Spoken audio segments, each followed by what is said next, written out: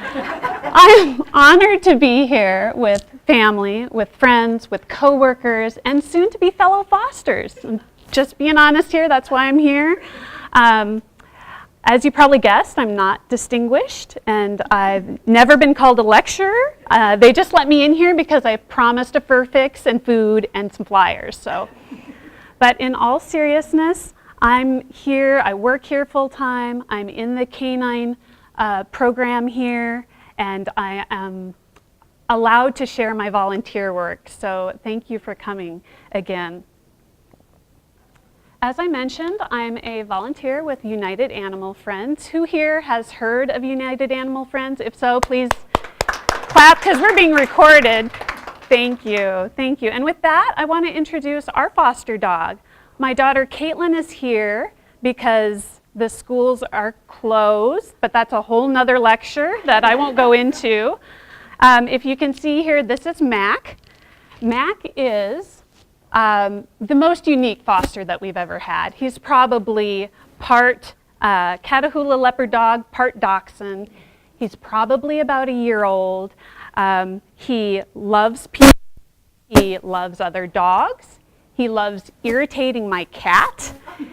But my cat's always irritated, so I guess that goes without saying. But I probably wouldn't recommend him to a house that had cats, just because he chases them, barks them. You can train that out of him, but that's what we know. He's about 30 pounds. He needs to put on some weight, though. We're working on that. And if you want, you can take him around and let people meet him. All we know about his history is that he came from Gallup. He was wandering the streets, if you can picture this, with his brother in Gallup, and they were picked up and they were taken to the Gallup-McKinley County Humane Society. And UAF works very closely with this Humane Society, and you might be thinking to yourself, why? Why? There are dogs here in Yavapai County that are homeless. Well, who here, raise your hand, who's been to Gallup? Who's driven through Gallup? All right. McKinley County is surrounded on all sides by the Indian reservation, the Navajo reservation. Gallup, the city within McKinley County, is the second poorest city in the US.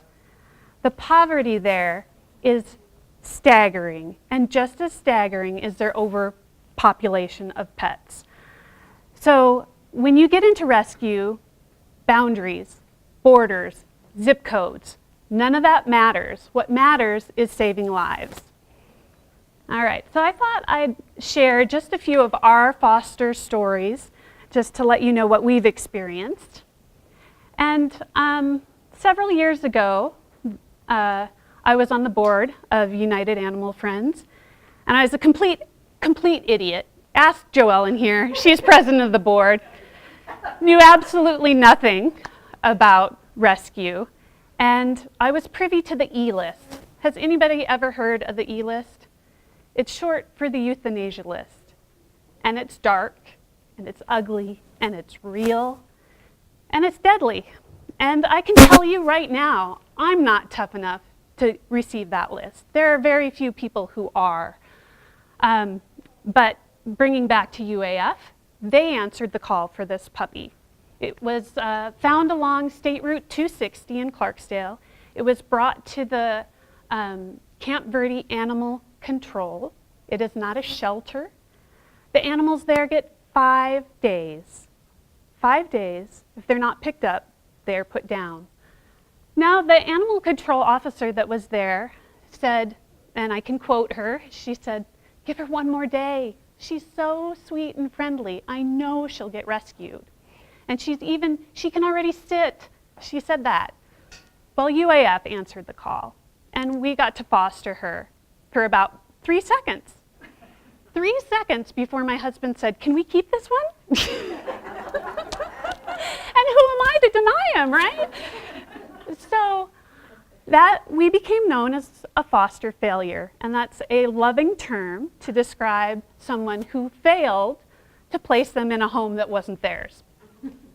So I've failed at many things in my life, but I can tell you I am very proud to have failed as a foster, because my husband and I got to watch our only child fall in love with Sparky and become her best friend. Now we had other dogs. She has grown up with dogs all her life, but there was a special connection, and Sparky sparked an interest in all things canine for my daughter. And she trained Sparky. So that allowed for this throwaway puppy to become a star in a national television commercial. Yes, here's our dog on the set of a Cable One commercial here in Prescott.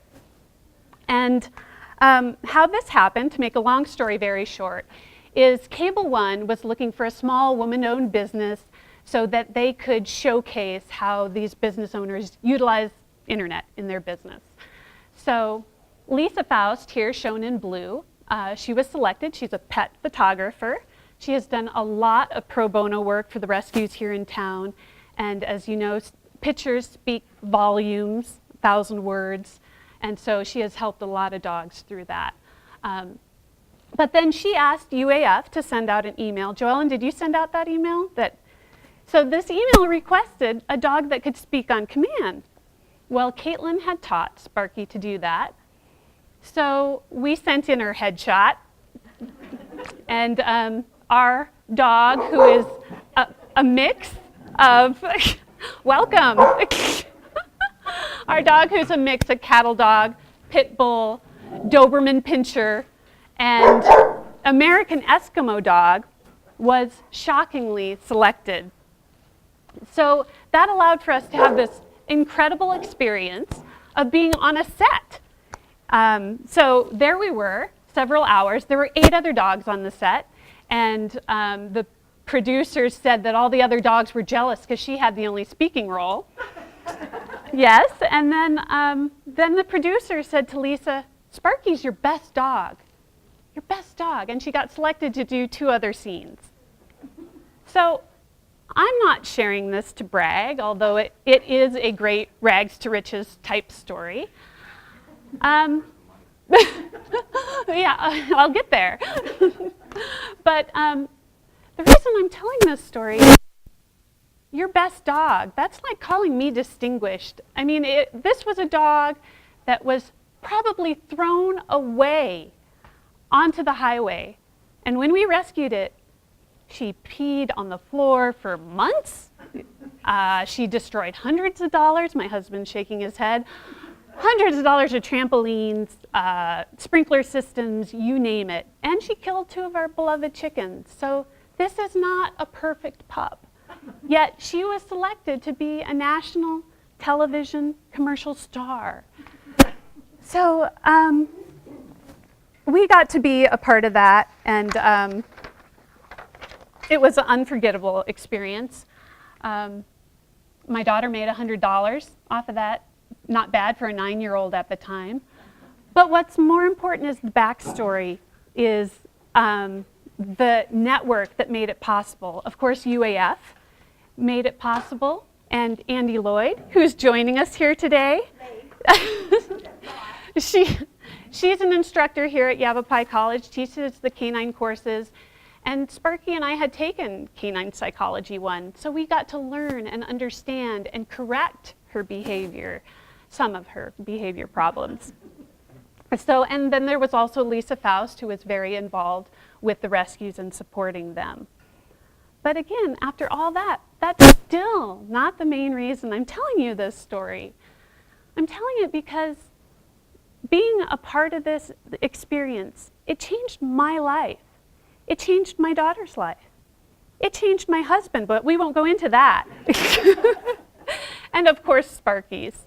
It changed it because you can look at the failures and the rejections and everything else in your past, or you can look at the possibilities. And that's what I started to do. Look at the possibilities, the potential that's in all of us. All of us can be a star. Maybe not a commercial TV star, but we all can be stars, even with all our imperfections. All right. So I do have to share that before we were failures, we did have some other dogs that we fostered. This here is Freckles, a cattle dog mix. And the only way I could convince my husband to foster was that it was a short-term foster. Let me back up and explain. So UAF prefers to have fosters and the animals in homes. But when there aren't enough fosters, which there never are, hence the reason I'm here, they put out a request and they put them in boarding facilities. Well, the boarding facilities here in town, they fill up a year in advance, and these are paying customers. UAF most of the time gets pro bono. Oh no, we pay.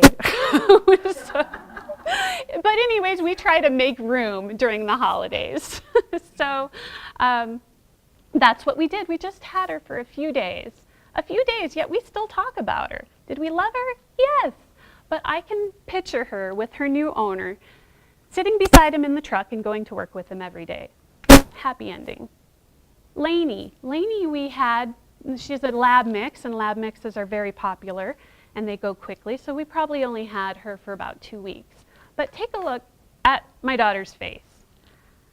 That is the face that parents spend a lot of money on Christmas to see that kind of joy, or a theme park vacation. They'll shell out a lot to see that kind of happiness, and you can have that happiness with animals. So what happened, just to back up and tell you a little bit more of the process, when you get a foster dog, the dogs are given a D number. That's how we track them, because their names change, obviously. And usually you're just given one sheet. If it's from another shelter, you'll get the intake date, name, estimated age, estimated breed, and some of the vaccines that they've given them. That's all you get. And then you go to adoption events. And that's a great chance to meet potential adopters, to find out what they're looking for, if the dog would be a good fit for them. So at the time, it was Petco and Farmers Market, excuse me, was where we took them, and we met the family. And there's a volunteer off-site at these adoption events that is called a checker. And you can break in and correct me if I'm wrong on any of these facts. I have some fellow UAFers here. But the checker will look into their application, make sure it's okay, that they have a fenced yard, that their other animals are spayed and neutered, because that's a huge initiative of UAF to control the pet population. So everything checked out fine, and we were to do a home visit. Well, we had never done a home visit before, so Gail, a wonderful volunteer who's here, can you raise your hand? She volunteered to go with us. So we would know what to look for at the house, so we could help fill out the forms. But most importantly, if there wasn't a connection, or their dogs didn't get along, or something wasn't right, we could say no. And in this case, it turned out fine. They had a family with 2 other kids and an acre for LANEY to go play on. So another happy story. Timber is our second foster failure. And here you are looking at Mr. February from UAF's 2015 calendar. Again, taken by Lisa Faust, who did all this photography. And, you know, who rescued who, that's a talk all in itself. But you see that all around town. It's a dog-friendly town, and it's a very true statement. Who did rescue who? I will be talking more about Timber later on, but he also is a reservation dog. We call him res dogs from the Gallup area. And if you're interested in learning more about reservation dogs, there's a man named Stephen Sable, and he runs Res Dog Biographies. He's a photographer and a saint, in my opinion, and he's trying to raise awareness and money for the reservation animals. So please check that out online on Facebook, anything like that. My daughter did write Mike here a letter saying, this is a great family dog, you won't be disappointed, yes.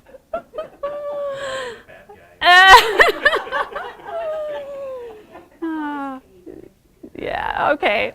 So anyways, in all full disclosure, we didn't foster Ernie, but I did fall in love with him at an adoption event, and it just so happened that there was a huge event going on the very next day, and we got permission to take him with us to this outdoor event, put on an Adopt Me vest, and one of the families we met did end up adopting him. And so it was another happy story. It doesn't always happen like that. Ernie was in boarding for weeks before we met him, and when you agree to foster, UAF really wants you to commit to the whole time. Of course, they understand if things come up, and we have a whole network of people to help out. Jessie. Jessie was another short-term foster because that happens. Sometimes they'll find someone who can commit to fostering for a very long time, but they are out of town for a few days. So they'll say, can somebody help with this dog for a few days? I'm like, yes, yes, yes. So we had the golden doodle, and not sure why they're called golden doodles when they're not golden, but she was very vivacious, and Sparky did not appreciate her vivaciousness. And again, we'll talk about that later on as well, about your other dogs and interacting. All right, so I did state in my bio that was sent out that we're an occasional foster.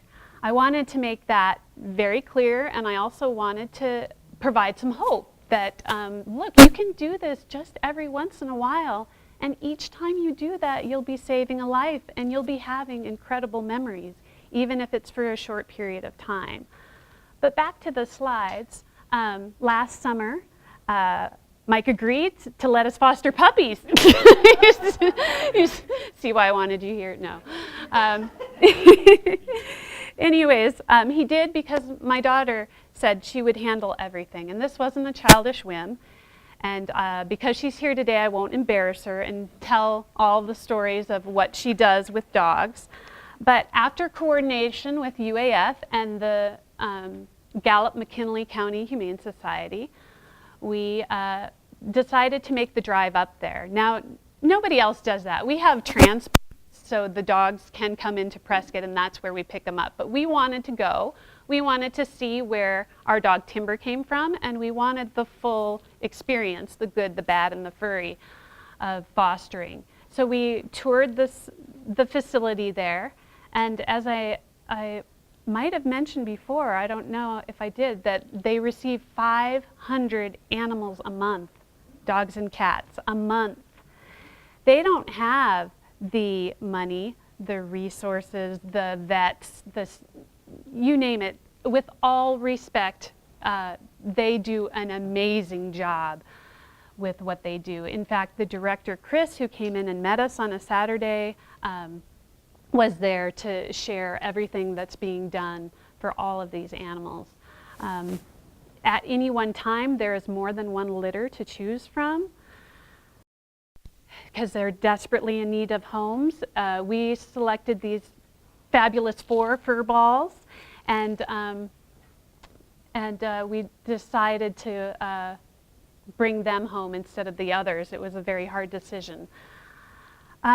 What they do is when they intake the puppies the day before, they got shots. They got a parvo shot, a bordetella shot, they were dewormed, and then they had noticed that one of the animals might have something in its eye.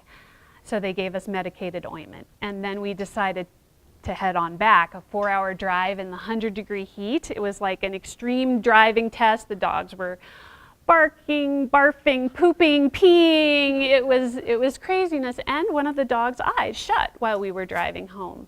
So at a stop, we don't text and drive. We called up Prescott Animal Hospital and made an appointment for the next day. The pup, who Andy here later adopted, did have a foxtail in its eye. So, I mean, it's good that these dogs can find homes immediately and then get the medical attention that they need. All right, so here's a picture of the puppies afterwards. And these, this is of a few weeks of care, and care not just from us. As I mentioned, it's a whole network. We were assigned a puppy mentor, and she was there, a phone call, email, a text away at any moment to help us with advice or to come over and give vaccines or flea medicine. Dale stopped by and took these amazing photos. I don't know what we'd do without someone with his talent to take these pictures, because they sell it online, and that's what brings people to the adoption events, to meet these animals. We had other volunteers who would stop by for a puppy fix, that would bring us puppy pads, towels, whatever we needed. So again, you're never alone. You have a network of United Animal Friends. Let's see. Moving on to United Animal Friends. I wanted to give you a little bit more background about them so you know. They've been a nonprofit since 2003. It is an all-volunteer organization. Pictured here is the UAF reunion picnic. We have that every August, and it's a great way you can ask your foster families to come and bring the dog that you fostered and catch up on everything that's going on. United Animal Friends has about 184 volunteers, and we save around 200 dogs and 200 cats per year. And the foster home application and agreement, the dog foster guidelines, they're all on the table back there. I didn't want to read them to you. I wanted more to tell stories. But the foster home application and agreement, it's a contract. Have your lawyer review it. I'm only partly kidding. Saving lives is a serious business, so you're making a commitment there. All right. What UAF provides? Just about anything you need. From what I've seen, most of the dog fosters pay for their own food. They have their own bedding. Sometimes you might need a larger crate or an X-pen if you're fostering puppies, but they're there for you. They never are out of touch. It's a huge network. All right, let's talk about some dog challenges that you might encounter when you're fostering. So behavioral is one, and there's our dog, our superstar Sparky. Like I said, she had some serious infractions growing up. But if you take, for instance, Mac, a dog from off the street, they're a different species. They don't know that it's not polite in the human world to counter surf or to pee on the tile, sorry Mike, or to dig in the plants. They need to be taught our ways. Emotional, and then I show our timber picture on intake.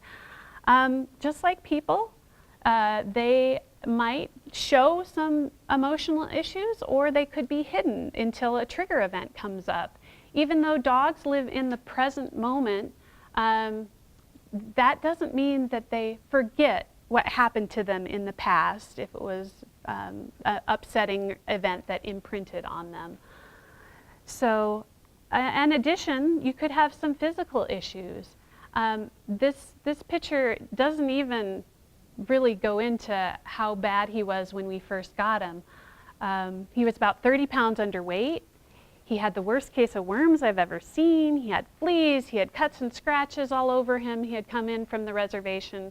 I don't think he had ever seen a brush, and likewise I don't think he had ever been bathed. It took us 3 full-grown adults to hold him down for a bath. It was like holding a bear cub. It was, that's what I envisioned it. He was just so terrified, and it took months for his coat to somewhat get back to normal. But this is why fostering is so important, because you get to know all of these issues about the dog. If the dog was in boarding, you wouldn't know if the dog chases cats, or if he's house trained, or what triggers they might have. And also, these dogs need nurturing. And if you forgive me for one tiny minute, I'm going to tell an Oprah story that I hope you can see the relevance of. So, Oprah's father was a barber, and he would cut hair of the transients for free. And often these transients would end up at the Winfrey family dining table at Christmas dinner. And Oprah, as a child, said to her dad, "Why can't we have regular people over for dinner?" And her dad replied, "These are regular people. They just want to be fed." Whoa. If you take that literally and figuratively for the animals that you foster, it's what it's all about. Everybody wants to be fed. Everybody wants to know that they matter. And so that is why fostering is so important. Now, there's other challenges. Your other animals. Sometimes your other animals don't get along. And UAF takes that seriously, and if there is an issue, they will take the dog and place them somewhere else. There is also the chance that your animals could get fleas or something worse from these dogs if you don't quarantine them like UAF recommends. It's all on the guidelines there. Time. I bet no one in this room says, oh yeah, I have some extra time. No, we're all pressed for time. Foster care is a 24/7 type of deal. And if you are going to be away from the house for extended time, you better crate your puppy, or otherwise you might come home and there's no couch left. It hasn't happened to me, but it has happened to other volunteers. Showing an animal, usually that's a 3-hour time frame, and if you can't do it, other volunteers can do it for you. For example, this weekend I can't show Mac because I've got to study for my canine courses. This is finals week. So other volunteers are always there for each other. Application reviews, that takes time. And also home visits. For our puppies, we have traveled all across Yavapai County from one end to the other for them. And if you can't do that, there was one day that I was working and couldn't do it. Wonderful Gail volunteered to go way out Williamson Valley and do that home visit for me. So I'm just saying there are options, there are ways around the challenges. But rejecting applications, this is, in my opinion, the hardest job. It's difficult. There are cases where people just simply don't read the bios that we put up on the web. For example, Mac here, we put no cats on the bio, but we get an application with someone with 4 cats. We're like, no, I don't think this is going to work. And it's because we know the animals and we have that insight that our return rate is very, very low. We do try very hard to place them correctly. We were seriously fostering Timber for more than a month, but we put on the application that he needed another doggy friend. And this was because he was feral. He didn't know how to be a domestic dog, and he needed an alpha. And we kept getting all these applications from people who had no other dogs. And could we have made a judgment error on that? Of course. We're humans, we make mistakes, but you've got to go with your gut and the information you have on hand at the time. Barriers. Now there are, of course, real barriers or excuses, whatever you want to call them, but I want to go over some of them and hopefully frame them in a different way, or that you look at them differently. So I asked Joellen, what's the most common excuse you hear about, oh, I couldn't foster, I'd keep them all? Well, I have a lot of comebacks on that one. So the first one is, yes, of course. I mean, when you're fostering, it's the best way to test drive an animal and see if it fits in with your family environment. And everyone that I've known that foster has kept 1 or 2. But in all fairness, the 2 times that we were foster failures, we were in the market for another dog. So, and Mike says 2 is enough, so that's another one reason. But another is that I don't want to keep them all. I want to save them all. If anybody is familiar with Best Friends Animal Society, it's the nation's largest animal welfare society. That's their slogan, save them all. And nobody wants to hear it or see the e-lists, but they estimate, Best Friends estimates 4,100 animals are destroyed every day.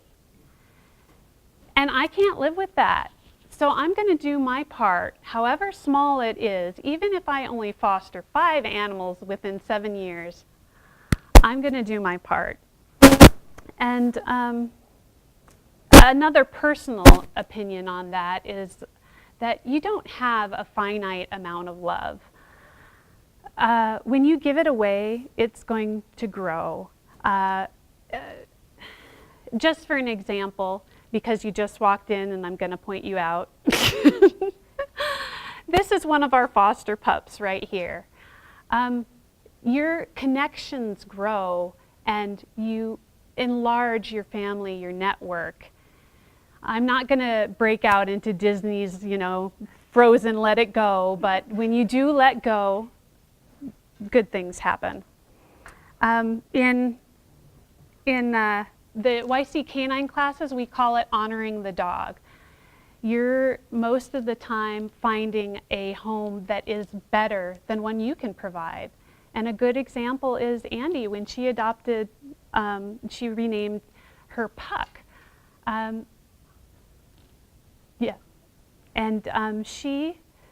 She is going to have opportunities to train hundreds of people and dogs that we don't have that venue. We don't have that expertise. So she couldn't be in a better home. All right. Attachment. I don't want to become attached. Well, I think this goes along with, at least for me, how I was raised. I was a military brat. We moved all the time. So we kind of looked at everything as an adventure where you can meet new people, and then when you leave, you keep in touch with them. And that's even easier to do nowadays. So that's just how I look at becoming attached. Not enough time. Again, that's a huge issue for all of us, but I hope I've reiterated that UAF works around your schedule. They want to save lives, so if you're willing, let's find a way to make that work. Family members not on board. All I can say on that is compromise. Compromise. All right. Yeah. So these are some of the personal benefits that at least Caitlin and I came up with. Mike might have a different list, but save a life. That's number one. That's what we're here for. Teach children responsibility, confidence, to have a passion, to have a cause greater than themselves. That's an important lesson. Extend your network, and I hope I've also emphasized again and again that rescue people become your family, and they're always there for you. I went back. I did it. So also on that, your network. I mean, this summer when we were fostering, last summer when we were fostering the puppies, you know, it was children and dogs and puppies all running around and adults sitting around a barbecue. It's like my version of heaven. Life lessons from the dog. I believe that you can learn something from every person and from every animal that comes into your life. And again, I'm going to pick on my daughter here. One of our friends at a family dinner said, "Why do you think you can train dogs?" And she said, immediately, she said, "I don't treat them like dogs. I treat them as equals." Whoa, that's a life lesson from a dog. That is the essence of the respect campaign here on Yavapai campus. So if you listen, you can learn lots of lessons from these animals. Learn about different breeds. I mean, where else am I going to foster a Catahoula leopard dog dachshund mix? I mean, it's great. You can look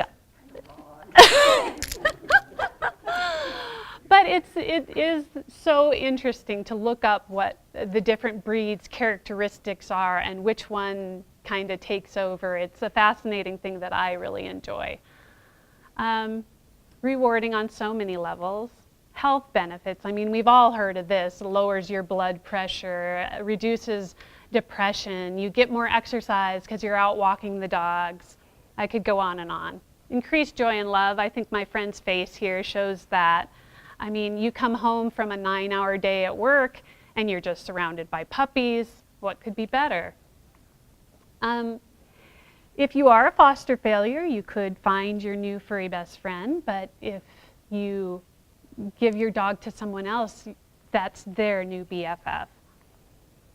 Expanded canine knowledge. It's one thing to love dogs, but it's a whole nother ball game to understand them. It takes time, it takes patience, and it takes a desire to learn how to speak canine. All right, next steps for people interested. We're in the library, and I love the library, so I got to give a shout out to them. Talk to your research librarians. The Prescott dog lists all different types of rescues and options out there for you. I'm sure all of them could use your help. The internet, of course. Talk with other volunteers. They're not paid, so they're going to give you the real deal.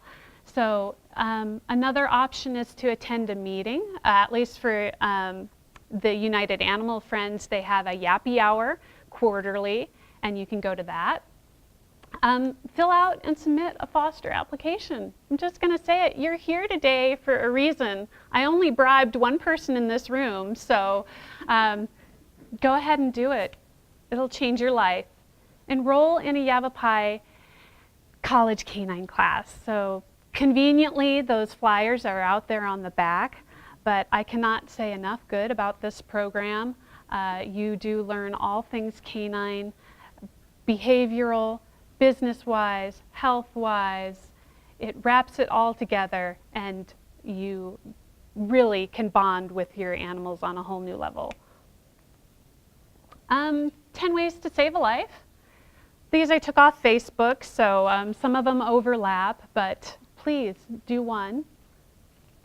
And that's all I have for you, and hopefully you have some questions. Yes, Kate came up with that.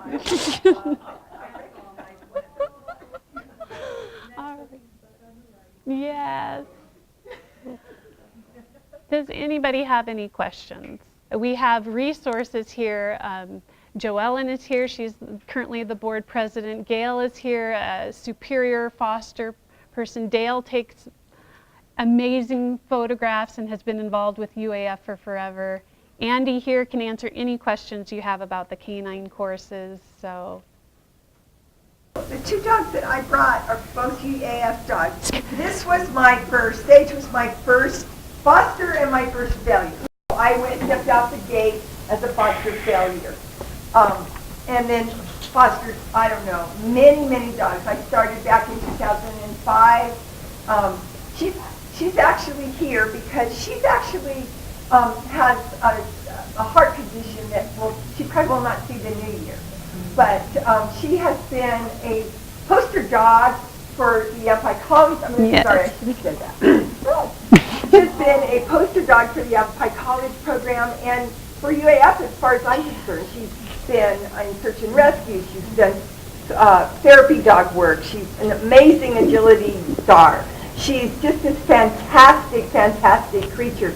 Did she come that way? No. No. Why she was a failure was pretty, and I fell in love with her when I saw her coming into the adoption event. Oh, I know. But I didn't fail right away. I failed when I realized that I felt I could give her more. I was afraid to let her go because she had so many issues. She bit other dogs. She was just, and everybody fell in love with her personality. And I thought, oh my God, she's going to be one of those statistic dogs that's going to be kept turned back by the time she's 18 months old and maybe euthanized. I don't care how pretty she is. So anyway, I made up all kinds of excuses and I kept her. But I fostered many dogs in between. As Gail says, I didn't keep all of the ones, although I have. She said she has 7 dogs. And they're all rescue and all failed foster. You know, but that doesn't mean I didn't foster 60 in between all of those, okay? So it is awesome, and like Gail said, sometimes you do say, oh, thank God he's got a good home, oh, and other times it's like, oh my gosh, I wish I could get that one, oh my gosh, you know, but you know it's got a much better home. And the reason Puck is in here is because Caitlin is, and Puck never forgets that Caitlin was her first mom. And Hopi, if I'd known Hopi was coming, I definitely would not have brought Puck. They just adore, they see Caitlin or Sheri and those puppies go ballistic. It's like, you know, it's really kind of neat for your ego to foster too. They don't forget you, and it's kind of neat to know that. But fostering, it will change your life. It's the most amazing thing next to being a mom that I have ever done. Exactly. I didn't say better, I just said All right. Speaking of not forgetting, Gail fostered Lulu, who almost died. She was let to starve to death in Phoenix, and brought her back to life, saved her, and then we adopted her. And even now, like 3 or 4 years later, every time she sees Gail, she starts peeing. Yeah, United Animal Friends is an organization perfect? No, no organization is, because we're all made up of people who make mistakes. But volunteers' heart is in the right place. Their mission is to provide rescue services and programs to animals and the people who care for them. So it's always looking at both, the joint bond. So I just have a quick question. I have a question. Oh, okay. Currently at the library, we only allow service animals, but except for today. But what I was wondering is, do you provide training for service animals as part of the United Animal Friends? Do they have like a service training? No, that's all through the college, and the college has its own certificate program that Andy can speak to. We have a graduate we have graduates this semester who are graduating for the first time from the Yavapai College Canine Service Dog Program. Very exciting. Blue is part of that program. He serves as a balance assist dog because I'm but I really do fall. So Blue is trained as a balance assist dog. Yavapai College is a phenomenon. We have a great service dog program. Really good. Yes, and 2 of our puppies are in that program. So, you know, out of the 4 puppies, we a year later are in touch with 3 out of the 4. So. Do you prefer foster homes that have other animals? The question was, in case you didn't hear, was do you prefer foster homes with any other animals? We'll take anything. It's always good, you know, to say, oh, do they get along with cats or do they get along with other dogs? So it's a benefit, but anybody who can help is good. Sometimes, may I? Yes.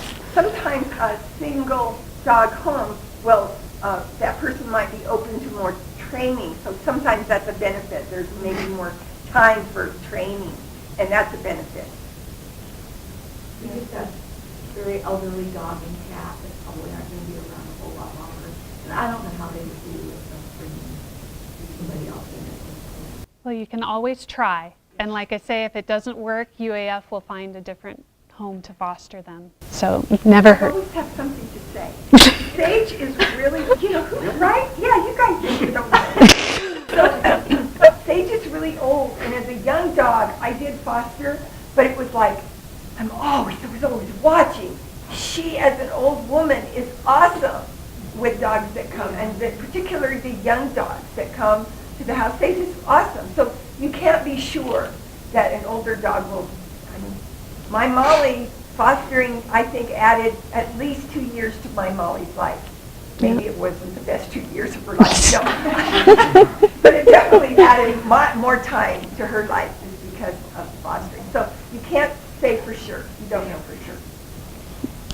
I know my dog, Sparky. As we started fostering, I started with just watching my friend's dogs when my friend was on vacation or something. Sparky hated having other dogs in her house, especially if they were faster than her and they got around and they moved more or hyper. And so since then, I've been working with Sparky on all her problems with the dogs in the house, and now with Mac and Sparky get along great. They're playing together in the yard all the time. Yeah. It's why he's tired right now. Okay. Thank you all for coming. It means so much to me. And please take all the flyers and cookies and everything else there on the tables. Thank you. And take a look at Mac.